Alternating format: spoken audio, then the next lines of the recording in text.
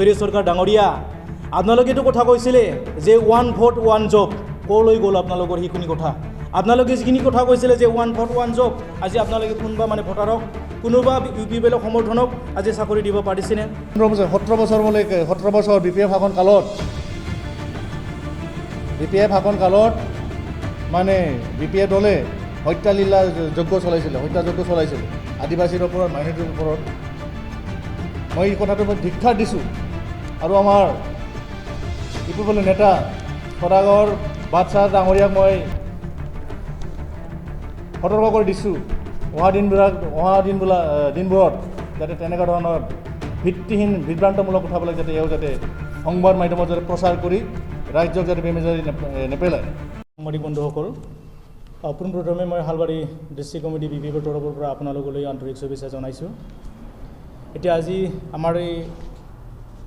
BPFৰ তৰফৰ পৰা যিখিনি সংবাদমেল আহ্বান কৰা হৈছে এই আহ্বানমেল আপোনালোকে গমেই পাইছে যে UPPL দলে 16 তাৰিখে যিখিনি গ্ৰেণ্ড জইনিং চেৰিমনি প্ৰগ্ৰাম কৰিছিলে এই গ্ৰেণ্ড জইনিং যি চেৰিমনি এই চেৰিমনি বনোৱাটো আমাৰ BPFৰ তৰফৰ পৰা হালবাৰী ডিষ্ট্ৰিক্ট কমিটিৰ তৰফৰ পৰা আমি এইটো মানে ফেক জইনিং চেৰিমনি বা মিষ্টাচাৰ জইনিং চেৰিমনি আমি আখ্যা দিছিলে ইয়াৰ উদ্দেশ্যটো হ'ল তেওঁলোকে UPPL দলে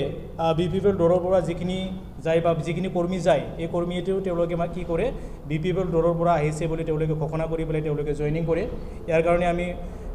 এইটো মানে আমি ফেক নিউজ বুলি মাতিছিলে আৰু আমি কোৱা হৈছিলে যে কিয় ফেক নিউজ বুলি তেওঁলোকক আখ্যা দিছিলে যে আমাৰ যিখিনি UPPLৰ যি চেণ্ট্ৰেল কমিটি আৰু ডিষ্ট্ৰিক্ট কমিটিৰ যিখিনি ফেচবুক ৱেবছাইট এই ৱেবছাইটত তেওঁলোকে দেখাই দিছিলে যে চেণ্ট্ৰেল UPPLৰ যিখিনি ৱেবছাইট তেওঁলোকে 1500 জন যিখিনি এক্টিভ ৱৰ্কাৰ্ছ জইন হৈছে বুলি তেওঁলোকে ঘোষণা কৰিছে আৰু চালবাৰী ডিষ্ট্ৰিক্ট UPPL যিখিনি ৱেবছাইট পেজত 2000 এক্টিভ ৱৰ্কাৰ BPFৰ পৰা জইন কৰিছে বুলি তেওঁলোকে কৈছে কিন্তু কথাটো হ'ল তেওঁলোকৰ যিখিনি দাবী লিখিছে বা যিখিনি লিখিছে তেওঁলোকে এইটো মিল নাই ইয়াৰ কাৰণে এইটো আমি এই ফেচবুক মিট জৰিয়তে আমি এইটো মিষ্টাচাৰ বা ফেক জইনিং চেৰিমনি বুলি আমি ঘোষণা কৰিছিলে আৰু তাতে আমাৰ যিখিনি UPPL দলৰ হালবাৰী ডিষ্ট্ৰিক্ট কমিটি UPPLৰ সাধাৰণ সম্পাদক তেখেত সুৰেশ সৰকাৰ ডাঙৰীয়াৰ বিভিন্ন কথা তেখেতে এই প্ৰেছ মিট বা জইনিং চেৰিমনিৰ জৰিয়তে ডিমাণ্ড কৰিছিলে যে এবাৰ তেওঁলোকৰ যিখিনি UPPL দল বা BTRৰ যিখিনি চৰকাৰ প্ৰমোদ বড়োৰ নেতৃত্বৰ যিখিনি চৰকাৰ এই চৰকাৰৰ যিখিনি কাৰ্যকমনিকা এই কাৰ্যকমনিকা ভাল পাই আজি সমগ্ৰ BTR অঞ্চলৰ ৰাইজে আজি ভাল পাই তেওঁলোকে মানে UPPL দলত জইন কৰিছে বুলি দাবী কৰিছিলে কিন্তু আমি তেওঁলোকৰ যিখিনি কাৰ্যকমনিকা এই কাৰ্যকমনিকা আমি আচৰিকে পাইছোঁ তেওঁলোকে যি কাম কৰি আছে আজি BTR অঞ্চলত বা BTC অঞ্চলত যিখিনি উন্নয়নৰ কাম কৰিব লাগিছিলে এই উন্নয়নৰ কাম আজিলৈকে আমি কৰিবলৈ পাইছে বুলি আমি দেখা পোৱা নাই যে আজিৰ দিনত তেওঁলোকৰ যিখিনি UPPL দলৰ চালবাৰী যি ডিষ্ট্ৰিক্ট কমিটিৰ সভাপতি তথা বিকন গয়াৰী তথা হালবাৰী সাব ডিভিজনেল লেণ্ড এডভাইজাৰী কমিটিৰ চেয়াৰমেন তেখেতে যিখিনি মানে কাম কৰিছে সেই কাম কৰাটো আপোনালোকে যদি গম পায় বা আপোনালোকে যদি জানে আপোনালোকে আচৰিত খাব যে যোৱা 16/9/2022 তাৰিখে তেখেত বিকন গয়াৰী আমাৰ হালবাৰী ডিষ্ট্ৰিক্ট কমিটি UPPLৰ সভাপতি তেখেতে আমাৰ চাউদুৰ বিটাত এখনে মানে হায়াৰ ছেকেণ্ডাৰী স্কুল আছে এই হায়াৰ ছেকেণ্ডাৰী স্কুলটো আছে দক্ষিণ বিজনী আদৰ্শ বিদ্যাপীঠ হায়াৰ ছেকেণ্ডাৰী স্কুল এই হায়াৰ ছেকেণ্ডাৰী স্কুলৰ মানে দখলত থকা মাটি চৰকাৰী মাটি 558 এই মাটিখন তেওঁলোকে কি কৰিছে যে অতুল ভৱন বা BJP ভৱন বনাবলৈ তেওঁলোকে কি কৰিছে লেণ্ড এডভাইজাৰী বৰ্ডত এপ্ৰুভ কৰিছে ইয়াৰ কাৰণে আমি তেওঁলোকে যিখিনি কাম কৰিছে এই কাম কৰাটো আমি কণ্ডেম কৰিছোঁ যি মাটি পূৰ্ব যুগৰ পৰা আজিলৈ মানে স্কুলৰ দখলত আছিলে এই স্কুলৰ দখলৰ মাটিটো তেওঁলোকে কেনেকৈ মানে লেণ্ড এডভাইজাৰী বৰ্ডত আজি এপ্ৰুভ কৰিলে এই এইটো আছিলে তেওঁলোকে লেণ্ড এডভাইজাৰী বৰ্ডৰ যিখিনি পাছ কৰা কপিটো আপোনালোকক এইটো আমি অলপ পিছত আপোনালোক দি আছোঁ এইটো আপোনালোকে চাই থাকিলে হ'ল আমি আচৰিত পাইছোঁ তেওঁলোকে বোধহয় আমি সন্দেহ কৰিছোঁ যে UPPL চৰকাৰী বা বিকন গয়াৰী ডাঙৰীয়ায়ে যে লেণ্ড এডভাইজাৰী বৰ্ডৰ যিখিনি মানে মাটি এপ্ৰুভ কৰি দিলে সেই মাটি এপ্ৰুভ কৰাৰ আমি সন্দেহ কৰিছোঁ তেওঁলোকে যে বৃহৎ যিখিনি ধনৰ লেনদেন হৈছে নেকি নহ'লে আজিৰ দিনত যি মাটি স্কুলৰ নামত দখলত আছিলে সেই মাটিকে তেখেতে কি আইনত কেনেকৈ ভিত্তিত স্কুলত নুসুধাকৈ তেওঁলোকে এইটো এপ্ৰুভ কৰি দিলে ইয়াৰ কাৰণে তেওঁলোকৰ ওচৰত আমি প্ৰশ্ন কৰিছোঁ আৰু আমি আছিৰো খাইছোঁ যে তেখেত সুৰেশ সৰকাৰ ডাঙৰীয়াৰে বহুত কথা কৈছে যে আজিৰ দিনত তেওঁলোকে বহুত কাম কৰিছে। সুৰেশ সৰকাৰ ডাঙৰীয়া, আপোনালোকেতো কথা কৈছিলে যে 1 ভোট 1 জব, ক'লৈ গ'ল আপোনালোকৰ সেইখিনি কথা? আপোনালোকে যিখিনি কথা কৈছিলে যে 1 ভোট 1 জব, আজি আপোনালোকে কোনোবা মানে ভোটাৰক, কোনোবা UPPL সমৰ্থনক আজি চাকৰি দিব পাৰিছেনে? যে আপোনালোকক আমি প্ৰশ্ন কৰিছিলে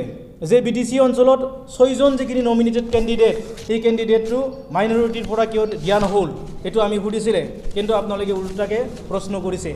যে আমি কিয় এইটো সোধা হৈছিলে যে আপোনালোকে এটা ডিমাণ্ড কৰিছিলে যে BTR অঞ্চলত যিখিনি জাতি জনগোষ্ঠী বসবাস কৰি আছে, এই জাতি জনগোষ্ঠী বসবাস কৰা সম্প্ৰদায়ৰ পৰা বা কমিউনিটিৰ পৰা MCLA নমিনেট কৰি দিয়া হৈছিলে। যেনে আমাৰ গোৰ্খা সম্প্ৰদায়ৰ পৰা মাধৱ চন্দ্ৰ ছেত্ৰী, চাউতলৰ পৰা উইলছন হাটছা আৰু চৰণীয়া কছাৰীৰ পৰা স্বৰ্ণৱতী ডেজা, কেৱডৰ পৰা প্ৰদীপ কুমাৰ বায়ন, ৰাভাৰ পৰা হেমন্ত কুমাৰ ৰাভা আৰু জেনেৰেলৰ পৰা অপূৰ্ব মেধি, তেওঁলোকক দিয়া হৈছে। ধন্যবাদ তেওঁলোকৰ সম্প্ৰদায়ৰ পৰা দিয়াৰ কাৰণে। কিন্তু BTC অঞ্চলৰ সৰ্ববৃহৎ ছেকেণ্ড লাৰ্জেষ্ট যিখিনি পপুলেশ্যন থকা যি BTR অঞ্চলত আমাৰ মুছলমান সম্প্ৰদায়ৰ পৰা আপোনালোকে কিয় দিয়া নহ'ল? আপোনালোকে এইটো ইয়াৰ কাৰণে আমি এই প্ৰশ্নৰ পৰা উত্তৰ বিচাৰিছোঁ যে সুৰেশ সৰকাৰ ডাঙৰীয়া, যে আপুনি জানে যে UPPL যি আজি মাইনৰিটিৰ ওপৰত যে যোৱা যিখিনি মাইনৰিটিবিলাকক যে যোৱা যিখিনি ভাৰতীয় নিৰ্বাচন, যিখিনি BTC ইলেকশ্যন, এই BTC ইলেকশ্যনত 6জন মানে কেণ্ডিডেট দিছে বুলি আপোনালোকে ঘোষণা কৰিছে। কিন্তু আমি দেখা পাইছোঁ যোৱা BTC ইলেকশ্যনত আপোনালোকে যোন সমষ্টিত মাইনৰিটি কেণ্ডিডেট দিছিলে, এই কেণ্ডিডেটত আপোনালোকে ইনডাইৰেক্টলি BJPক ছাপৰ্ট কৰি পেলাই মাইনৰিটি যিখিনি কেণ্ডিডেট, এই কেণ্ডিডেটক হাৰিয়ে পেলাই আপোনালোকে BJPক সমৰ্থন কৰা হেন হৈছে। আমি এইটো দেখা পাইছে। আজি সুৰেশ সৰকাৰ ডাঙৰীয়া, আপুনি কওক যে BTC অঞ্চলত 40টা যি সমষ্টি, এই সমষ্টিত আপোনালোকে কোন সমষ্টিৰ পৰা মানে TCLC চেয়াৰমেন দিলে যে মাইনৰিটি সম্প্ৰদায়ৰ পৰা? আপুনি কওকচোন এইটো। যে সুৰেশ সৰকাৰ ডাঙৰীয়া, আপুনি আজি আপোনালোকৰ যিখিনি দল, এই দলৰ কথাটো আমি জানো যে আপোনালোকে কিমান মাইনৰিটিৰ ওপৰত মানে মৰম আছে, এইখিনি কথা আমি জানো। কাৰণ কিয় আপোনাৰ যিখিনি চৰকাৰক নেতৃত্ব দিয়া যিখিনি লিডাৰ, এই লিডাৰে এটা সময়ত অসমত যিখিনি 6 জনগোষ্ঠী জনজাতিকৰণৰ কাৰণে তেওঁলোকে ST বিচাৰি আছিলে, সেই সময়ত তেখেতে এটা মানে জাতীয় সংগঠনত থাকি পেলাই তেখেতে কৈছিলে যে অসমত থকা মুছলমানবিলাককো কি ST দিয়া যাওক আৰু কালিৰ পৰা তেওঁলোকক শামুক, কেকেৰা আৰু গাহৰি খোৱা আৰম্ভ কৰক বুলি তেখেতে ইটিকিং কৰি দিছিলে। তাৰ পৰাই আমি গম পাইছে যে আপোনালোকৰ যিখিনি মানে চৰকাৰ গঠন কৰা বা চৰকাৰৰ নেতৃত্ব দিয়া যি লিডাৰ, এই লিডাৰে আমাৰ কিমান মুছলমান সম্প্ৰদায়ক আপোনালোকে মানে মৰম কৰে। যে আপোনালোকে কৈছে যে আজি আপোনালোকে কৈ আছে কি BTR অঞ্চলত বহুত কাম কৰিছে বা BTR অঞ্চলত বহুত কাম কৰিবলৈ গৈ আছে বুলি আপোনালোকে দাবী কৰিছিলে। যে আজিৰ দিনত আপোনালোকৰ যিখিনি ইলেকশ্যন যিখিনি মেনিফেষ্টো, এই ইলেকশ্যন মেনিফেষ্টোত আপোনালোকে মানে সময় লৈ পেলাই আপোনালোকে বিতৰণ কৰি লৈছিলে যে 6 মাহৰ ভিতৰত আমুকটো কৰিম, 1 বছৰৰ ভিতৰত আমুকটো কৰিম বুলি আপোনালোকে ঘোষণা কৰি দিছিলে। যেনে আমি শুনি পাইছোঁ যে আপোনালোকৰ যিখিনি ইলেকশ্যন মেনিফেষ্টোত 2 নম্বৰ যি এজেণ্ডা, এই 2 নম্বৰ এজেণ্ডাত আপোনালোকে পইণ্টত আছিলে ফ্ৰী কাৰাপশ্যন গভৰ্ণমেণ্ট। যে আজি আমিতো শুনি পাইছোঁ, আমিতো দেখি পাই আছোঁ আপোনালোকৰ ছ'চিয়েল মিডিয়াত যে ছ'চিয়েল মিডিয়াত বিভিন্ন যিখিনি PMGYSৰ যিখিনি কাৰাপশ্যন, এই কাৰাপশ্যন আজিলৈকে আমি দেখা পাই আছোঁ। আপোনালোকে ক'ত গৈছে এতিয়া ফ্ৰী কাৰাপশ্যন গভৰ্ণমেণ্টৰ পৰা এইটো মুক্ত কৰাৰ কাৰণে? আজি আপোনালোকে চৰকাৰ আহিলে 3 কোৱাৰ্টাৰলি জনতা দৰবাৰ কৰিম বুলি পাতিম বুলি আপোনালোকে ৰাইজৰ প্ৰতিশ্ৰুতি দিছিলে। ক'লৈ গ'ল আপোনালোকৰ সেই প্ৰতিশ্ৰুতি? আপোনালোকে যদি BTC ইলেকশ্যনত জিতি যায় বা চৰকাৰ গঠন কৰে, আপোনালোকে কি কৰিব? VCDC ইলেকশ্যন পাতিম বুলি আপোনালোকে এইটো কথাটো প্ৰতিশ্ৰুতি দিছিলে। ক'লৈ গ'ল চৰকাৰ ডাঙৰীয়া? আৰু আপোনালোকে কৈছিলে BTR এক্টৰ 6.3 দফা মতে BTR অঞ্চলত যিখিনি ভেঞ্চাৰ স্কুল আছে, এই ভেঞ্চাৰ স্কুলটো 1 বছৰৰ মাজতে সম্পূৰ্ণ প্ৰাধিকৰণ কৰিম বুলি আপোনালোকে প্ৰতিশ্ৰুতি দিছিলে। কৰিব পাৰিলি না? আজি 2 বছৰ অকলি যাব আপোনালোকে আজিলৈকে এইটো কি কৰিব নোৱাৰিলে? প্ৰতিশ্ৰুতি পূৰণ কৰিব নোৱাৰিলে। আপোনালোকৰ ইলেকশ্যন মেনিফেষ্টোত 17 নম্বৰ ইলেকশ্যন মেনিফেষ্টোত আপোনালোকে কৈছিলে যিখিনি কণ্ট্ৰাকচুৱেল টেট টিচাৰ আছিলে, যোনে কাম কৰি আছে তেওঁলোকক ৰেগুলাৰ কৰা হ'ব বুলি আপোনালোকে ঘোষণা দিছিলে। ক'লৈ গ'ল চৰকাৰ ডাঙৰীয়া? আপোনালোকে উত্তৰ দিয়ক। আপোনালোকৰ যি ইলেকশ্যন মেনিফেষ্টো এই মেনিফেষ্টোৰ 26 নম্বৰত আপোনালোকে কৈছিলে যিখিনি গৰীব ফেমিলি আছে সেই গৰীব ফেমিলিক 6 মাহৰ ভিতৰত যদি পাৱাৰত আহে তেওঁলোকক মানে ৰেচন কাৰ্ড দিয়া হ'ব বুলি বা বিতৰণ কৰি দিয়া হ'ব বুলি আপোনালোকে ঘোষণা কৰিছিলে কাক বা দিলে না মানে চৰকাৰ ডাঙৰীয়া যে আপোনালোকে উত্তৰ দিয়ক হালবাৰী ডিষ্ট্ৰিক্ট কমিটি ইউপিপিএলৰ বিষয়ববীয়াসকলে যে আপোনালোকে আজিৰ দিনত কেইজন ফেমিলিক আপোনালোকে আজি ৰেচন কাৰ্ড দিছে আপোনালোকে কৈছিলে যে বছৰৰ মাজত আপোনালোকে 31 নম্বৰ যিখিনি পইণ্ট ইলেকশ্যন মেনিফেষ্টোত আপোনালোকে কৈছিলে যে বছৰত 10,000 জব ক্ৰিয়েশ্যন কৰিম বুলি আপোনালোকে কৈছিলে ক'লৈ গ'ল আপোনালোকৰ এই বাধাটো আপোনালোকৰ যিখিনি প্ৰতিশ্ৰুতি ক'লৈ গ'ল আপোনালোকৰ এইটো যে আপোনালোকৰ ইলেকশ্যন মেনিফেষ্টো 50 নম্বৰ যি পইণ্টত আপোনালোকে কৈছিলে যিখিনি VCDCয়ে হওক বা মিউনিচিপালিটিয়ে হওক বা টাউন কমিটিয়ে হওক বা পাৰ্টি লেভেলত যিখিনি কিবা আছে তাতে 33% ওমেন ৰিজাৰ্ভেশ্যন কৰিম বুলি আপোনালোকে প্ৰতিশ্ৰুতি দিছিলে আজি কোন VCDCত চেয়াৰমেন কিমান কেইজন আছে আপোনালোকে 30% যে ৰিজাৰ্ভেশ্যন এই ৰিজাৰ্ভেশ্যনটো আপোনালোকে এইটো পূৰণ কৰিছে না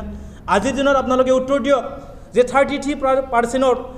সেই BDC অঞ্চলত কিমান পাৰ্চেণ্ট মহিলা বা ওমেন্স আজি মানে TCLCৰ চেয়াৰমেন আপোনালোকে দিলে এটা আপোনালোকে কওকচোন আপোনালোকে 52 যিখিনি ইলেকশ্যন মেনিফেষ্টো এই মেনিফেষ্টোত আপোনালোকে কৈছিলে যে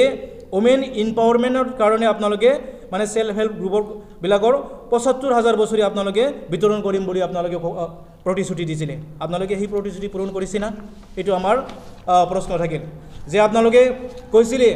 যিবোৰ মহিলাবিলাক আজিৰ দিনত তেওঁলোকে কি দোকান দি আছে চকী বাৰ্ডি আছে তেওঁলোকৰ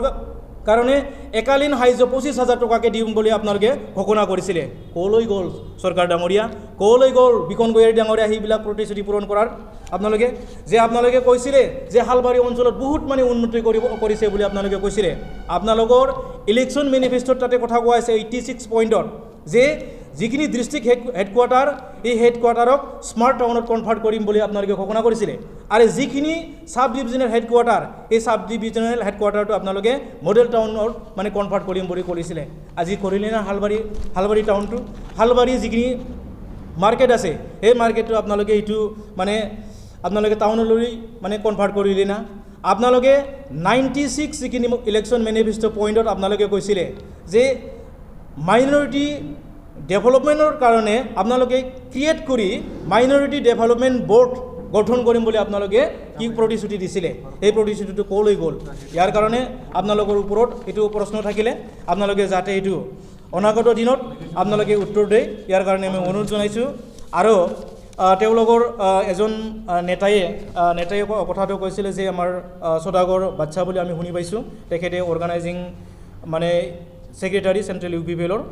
তেখেতে বিভিন্ন দাবী কৰিছিলে বিভিন্ন দাবী কৰাৰ যিখিনি উত্তৰ এই উত্তৰটো তেওঁলোকে আমাৰ যিখিনি উত্তৰ আমাৰ ডিষ্ট্ৰিক্ট কমিটিৰ পৰা অলৰেডি দিয়া হৈছে আৰু আমাৰ যিখিনি BPF দলৰ পৰা এতিয়া সাংবাদিকসকল আমি তেওঁলোকৰ ফালৰ পৰা তেওঁলোকে যিখিনি আমাক প্ৰতিশ্ৰুতি দিছিলে ইলেকশ্যন মেনিফেষ্টোত সেই ইলেকশ্যন মেনিফেষ্টোত প্ৰতিশ্ৰুতি দিয়াবৰ যাতে সোনকালে আমাক উত্তৰ দিয়াত কোনোবা যদি কাম কৰিব পাৰিছে এইটো আমাক যাতে উত্তৰটো দিয়াৰ কাৰণে আপোনালোকৰ সংবাদমেলৰ জৰিয়তে মই এইটো মানে আহ্বান জনাইছোঁ ধন্যবাদ নমস্কাৰ জয় জয়তে মই পোনপ্ৰথমে শ্ৰদ্ধাৰ সমূহ অসমবাসী তথা পৃথিৱীবাসীৰ শ্ৰদ্ধাৰ ৰাইজসকললৈ অহা দীপাৱলীৰ শুভকামনা ও আন্তৰিক অভিনন্দন জ্ঞাপন কৰিছোঁ তো আজিৰ সংবাদমেলখন মানসিক ইচ্ছা নথকা স্বত্তেও আমাৰ হালবাৰী জিলা UPPL কমিটিৰ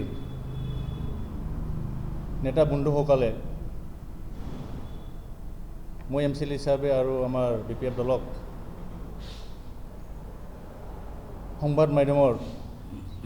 যোগেদি ভিত্তিহীন বিভ্ৰান্তমূলক কথা কোৱাৰ কাৰণে আজিৰ সংবাদমেলখন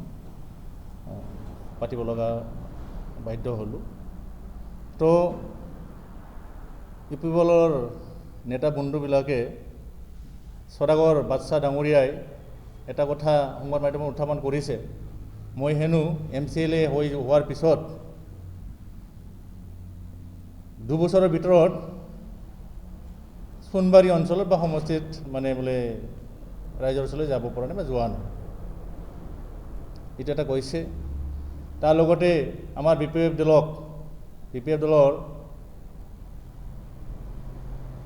শাসন কালত BPF দলৰ পৰা মানে ভাতৃকে কি কয় হত্যালীলা যজ্ঞ তেনেকুৱা ধৰণৰ সংবাদ মাধ্যমত তেওঁ ক'ব বিচাৰিছে। তো 1 নম্বৰতে মই সেইটোৰ প্ৰশ্ন দিব বিচাৰোঁ। এই কলা জিঅ' বেগৰ কথাও কৈছে। মই MCLA নথকাৰ পৰা 2005 চনৰ পৰা যেতিয়া আমাৰ BPF দল ৰাইজৰ আশীৰ্বাদত BTCৰ শাসনৰ গণ্ডিত বহিবলৈ সক্ষম হোৱাৰ পিছত এই যে সামাজিক কৰ্মী হিচাপে BPFৰ সাধাৰণ সদস্য আছিলোঁ, সেইটো সময়ৰ পৰাই নাৰায়ণগুৰি, এলেংগামাৰী, সোণবাৰী, গোবৰধনা, আনকি মথনগুৰি সমষ্টিৰ ওদালগুৰি, লাবদাংগুৰি এই এলেকাত ৰাইজৰ লগত উদাৰ মনতাৰে যিখিনি মোৰ সম্ভৱ অনুযায়ী তন মন ধন দি এই নদী ৰোধ কৰাত মই সহযোগ কৰি আহিছোঁ। MCLA হোৱাৰ পিছতো 2021 চনত তেতিয়া অৱশ্যে আমাৰ সদাগৰ চাহাব আছিল না নাই সঠিক মনত নাই। তেতিয়াও কিন্তু মই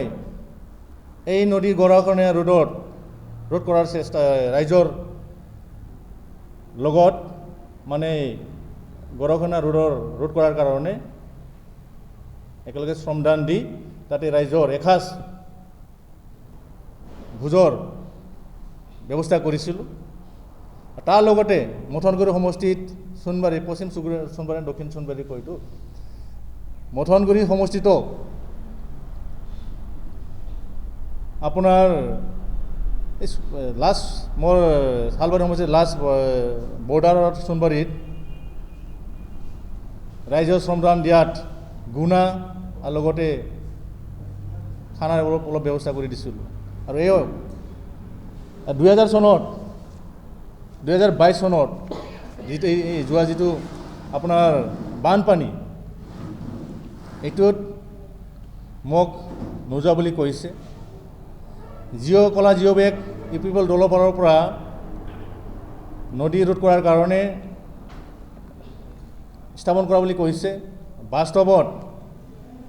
এওঁ আচল কথাটো নাজানে। জিঅ' বেগটো সঁচা কথা ক'বলৈ হ'লে আমাৰ সূৰ্ব সমষ্টিৰ সন্মানীয় বিধায়ক মনোৰঞ্জন তালুকদাৰ দেৱে অসমৰ জলসিঞ্চন মন্ত্ৰী মাননীয় পীযুষ হাজৰিকা দেৱক বাৰে ৰিকুৱেষ্ট কৰি ডিপাৰ্টমেণ্টৰ তৰফৰ পৰা 919খন জিঅ' বেগ দিয়াইছিলে। আৰু সেই জিঅ' বেগটো 22 জুলাই 2022 তাৰিখত নদী ৰোধৰ কাৰণে মই নিজেই উপস্থিত থাকি ডিপাৰ্টমেণ্টৰ এক্সিকিউটিভ ইঞ্জিনিয়াৰজন আছিলে, ডিপাৰ্টমেণ্টেল ষ্টাফবিলাক আছিলে, ইয়াতে আৰু সোণবাৰী এলেংগামাৰী অঞ্চলৰ ৰাইজে দেখা পাইছে, এওঁলোকেও আছিলে। 2022 22 জুলাই তাৰিখে এই জিঅ' বেগৰ জিআই বোৰ্ডটো নদী ৰোধ কৰাৰ কাৰণে স্থাপন কৰিছিলে। সেইদিনাখন কিন্তু আমাৰ সদাগৰ বাদশাহ মহোদয় এইখন উদ্বোধনী কিন্তু নাছিলে, মই লগ পোৱা নাই। পিছফালে যাব পাৰে, আগবেলাৰ কিন্তু এওঁ নাছিলে। আৰু এটা মই কথা ক'ব বিচাৰোঁ, নক'লেও নহ'ব, এওঁবিলাকে এনেই মানে গৰাখহনীয়া ৰোধৰ কথাটো কৈ থাকে, সংবাদ মাধ্যমত বহুত ডাঙৰ কথাবিলাক কৈ থাকে। বাস্তৱত এই এলেংগামাৰী সোণবাৰী অঞ্চলৰ যিটো গৰাখহনীয়া, সঁচা কথা যদি ক'বলৈ যাওঁ, তাতে পাথৰ কুঁৱাৰীৰ নামত মেচিনাৰী খননেৰে গৰাখহনীয়াৰ যিটো প্ৰভাৱ এইটো বঢ়াই দিয়া হৈছে। এই মেচিনাৰীৰ মালিক হিচাপে আমাৰ এই সদাগৰ বাদশাও এজন তেওঁ এইটো কথা নুই কৰিব নোৱাৰে এওঁৰ জেচিবি এখনেৰে এই নদীৰ কিনাৰত খনন কৰি গড়কিনামুখী আমাৰ ৰাইজৰ গাঁওমুখী কৰি পেলাইছে নদীটো তো মই অনুৰোধ কৰিম আপুনি সেই গড়কিনা ৰোড যদি কৰিবলৈ 1 নম্বৰত আপোনাৰ সেই যিটো জেচিবিৰ খনন এইটো যাতে বন্ধ কৰে ৰাইজৰ ভাল হ'ব আৰু এওঁ ক'ব বিচাৰিছে 17 বছৰ BPF শাসন কালত মানে BPF দলে হত্যালীলা যজ্ঞ চলাইছিলে আদিবাসীৰ ওপৰত মাইনৰিটিৰ ওপৰত মই এই কথাটো মই ধিক্ষাৰ দিছোঁ আৰু আমাৰ ইপিপলৰ নেতা সদাগৰ বাদশাহ ডাঙৰীয়াক মই সতৰ্ক কৰি দিছোঁ অহা দিনবোৰত যাতে তেনেকুৱা ধৰণৰ ভিত্তিহীন বিভ্ৰান্তমূলক কথাবিলাক যাতে এওঁ যাতে সংবাদ মাধ্যমত যাতে প্ৰচাৰ কৰি ৰাজ্যক যাতে বেমেজালি নেপেলায় BPF দল BTC অঞ্চলৰ পূৰ্ণ সমৰ্থিত এটা ৰাজনৈতিক গণতন্ত্ৰৰ পদ্ধতিৰ এটা ৰাজনৈতিক দল কোনো উগ্ৰপন্থী দল নহয় BPF দলৰ শাসন কালত বহুত বিৰোধী দল সংগঠনবোৰে BPF দলৰ চৰকাৰখন কেনেকৈ অস্থিৰ কৰিব পাৰি BTC অঞ্চল কেনেকৈ অশান্তিময় পৰিৱেশ বিস্তাৰ কৰিব পাৰি প্ৰতিষ্ঠা কৰিব পাৰি তেনেকুৱা ধৰণৰ উঠি পৰি লাগিছিলে আৰু লগতে এওঁ কৈছে স্বৰ্গীয় ABMCৰ সভাপতি স্বৰ্গীয় লাফিকুল ইছলাম ডাঙৰীয়াক হেনো BPF দলে হত্যা কৰিছে তেনেকুৱা ধৰণৰ ক'ব বিচাৰিছে এই কথাৰ কোনো ভিত্তি নাই আজি ইপিপলৰ চৰকাৰ চলি আছে প্ৰশাসন যন্ত্ৰ এওঁলোকে যদি ভাবে এওঁলোকৰ হাতত তেতিয়াহ'লে বহুত সোনকালে আমি দাবী কৰিছোঁ ইপিপলৰ কি কয় লাফিকুল ইছলামৰ যিজন হত্যাকাৰী যিমান পাৰে সম্ভৱ সোনকালে এৰেষ্ট কৰি জেললৈ যাতে প্ৰেৰণ কৰে সেইটো দাবী কৰিছোঁ তাৰে লগত সেইখন সংবাদ মেলতে হালবাৰী জিলা কমিটিৰ সন্মানীয় সভাপতি বিখন গোহাৰী ডাঙৰীয়াই কৈছে অপজিশ্যনৰ MCL হিচাপে ডেভেলপমেণ্ট কাম কৰিব পৰা নাই হয়তো সঁচা অপজিশ্যনৰ MCL ডেভেলপমেণ্ট কাম কৰিব নোৱাৰে কিন্তু মই প্ৰয়াস কৰিছোঁ MCL হোৱাৰ 2-3 মাহৰ ভিতৰতে মই 13টা এষ্টিমেট বনাই PWDৰ আণ্ডাৰত কোকৰাঝাৰত এডিশ্যনেল চিফ ইঞ্জিনিয়াৰিং অফিচত মই এষ্টিমেট ছাবমিশ্যন কৰাৰ কাৰণে মানুহ পঠাইছিলোঁ কিন্তু পৰিতাপৰ বিষয় খুব দুৰ্ভাগ্যজনক কথা সেইখন এষ্টিমেট ডিপাৰ্টমেণ্টৰ PWD ডিপাৰ্টমেণ্টৰ এডিশ্যনেল চিফে ৰাখিব নোৱাৰিলে কাৰণ ইপিপল চৰকাৰৰ মাননীয় EM ৰাকেশ ব্ৰহ্ম ডাঙৰীয়াই PWDৰ IC হিচাপে লিখিত আকাৰে এটা চিঠি দি থৈছে BTCৰ যিকোনো MCLA বিৰোধী MCLA BTCৰ যিকোনো বিৰোধী MCLA কোনো এটা কাম যাতে নিদিয়ে ৰিটেন আকাৰে লিখিত আকাৰে BTCৰ PWD ডিপাৰ্টমেণ্টৰ এডিশ্যনেল চিফ ইঞ্জিনিয়াৰ দি থৈছে সেই মৰ্মে কোনো এষ্টিমেট ৰাস্তাৰ এষ্টিমেট বিৰোধী দলৰ MCLAৰ কোনো এটা এষ্টিমেট এই BTC চৰকাৰে গ্ৰহণ নকৰে তেনে থলত অপজিশ্যনৰ MCLA হিচাপে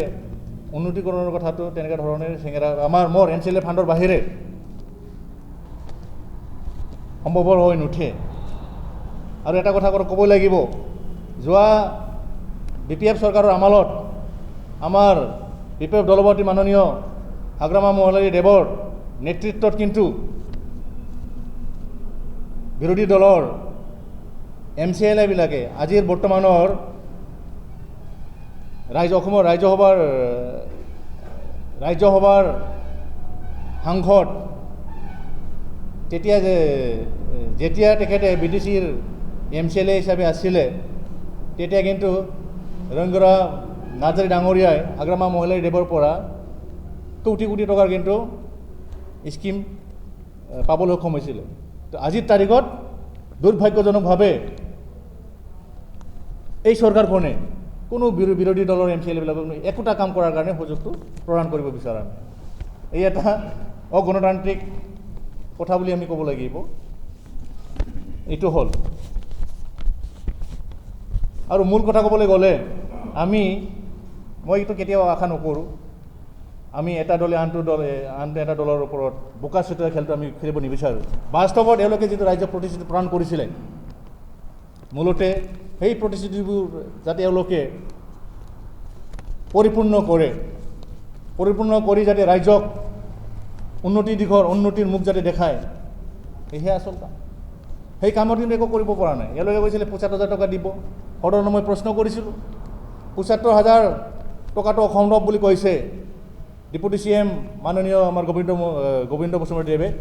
এওঁ কৈছে এয়া জানো ৭৫,০০০ যিটো প্ৰতিশ্ৰুতি সেইটো হেনো ৰাজনীতিৰ মানে পলিটিকেল ডাইলগ আছিলে বুলি কৈছিলে। অফিচিয়েলি সেইটো কৰাটো অসম্ভৱ বুলি এওঁ কৈছে। এইটো গ'ল। ঘৰে ঘৰে ট্ৰেক্টৰ দিয়াৰ কথা কৈছিলে।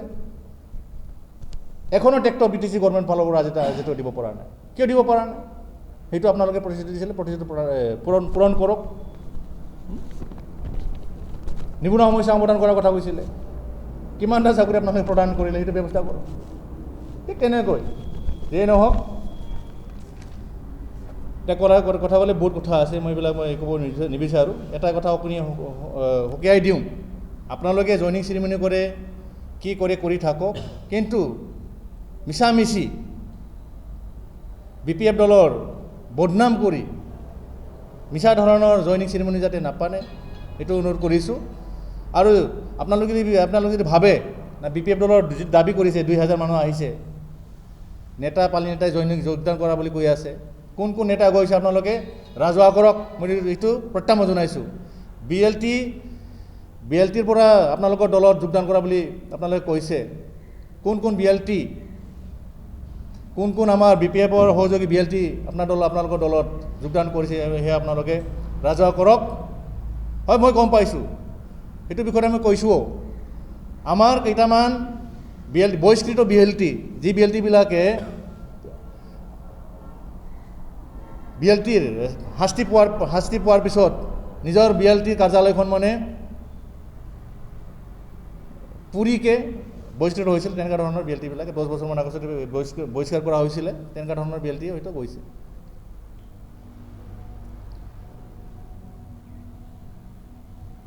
তো শেষত এটাই কথা ক'ম, যাতে বিভ্ৰান্তমূলক মিছা কথাবিলাক ভিত্তিহীন কথাবিলাক কৈ আমাৰ এই হালবাৰী সমষ্টিত যাতে বা হালবাৰী জিলাত যাতে